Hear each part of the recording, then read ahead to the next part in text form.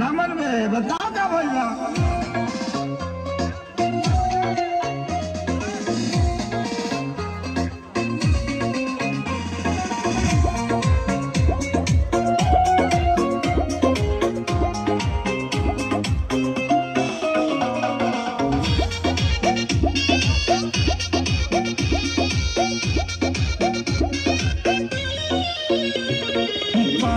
भुलाइल बाकी झुमकाए रानी बोलत ना बाड़ू का बा परेशानी।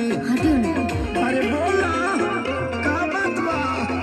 पायल भुलाइल बाकी झुमकाए रानी बोलत ना बाड़ू का बाटे परेशानी।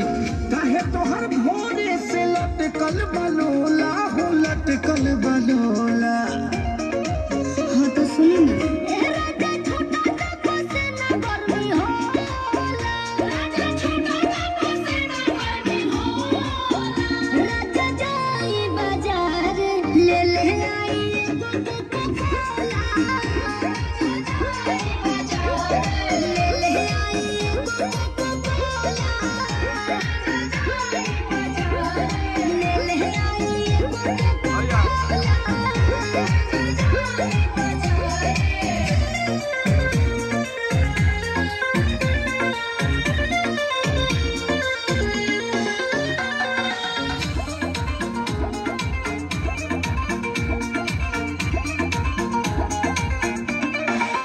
जवन जवन कहबो